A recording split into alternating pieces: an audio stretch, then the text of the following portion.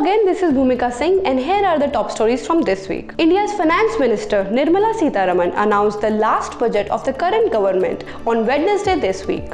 Being called the first budget of Amrit Kal by Finance Minister, Budget 2023 comes with a relief for the middle class section of the society, as it brings new income tax slabs, more allocations and announcements for digitization, MSMEs, healthcare, agriculture, tourism and education sector of the Indian economy. This year's budget sums up around the 7 priorities set by Finance Minister called Saptarishi, which include inclusive development, reaching the last mile, infrastructure and investment, unleashing potential, green growth, youth power and financial sector. Now what is in there for the MSME sector in the budget 2023? Well, calling MSMEs the growth engines of our economy, FM announced a slew of initiatives with an allocation of a record rupees 22,138 crores for the MSME ministry in the budget to revive the sector.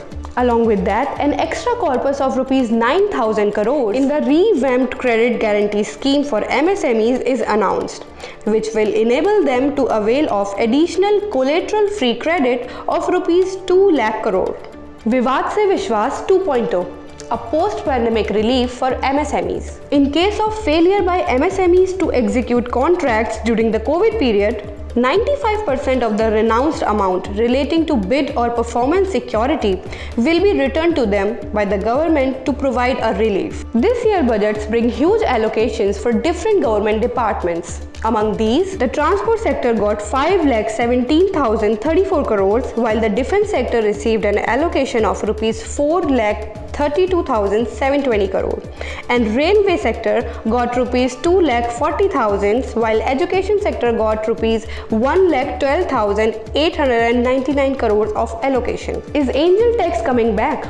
Well, Indian startups raising capital and funds from foreign investors will now have to pay an angel tax, a move that may not only adversely impact funding but also prompt more startups to locate overseas. While announcing the budget, the finance minister said non-residents will now come under the purview of angel tax, which was introduced in 2012 as an anti-abuse measure that was aimed at tax avoidance. For more such updates, keep watching SMEs This Week every Friday.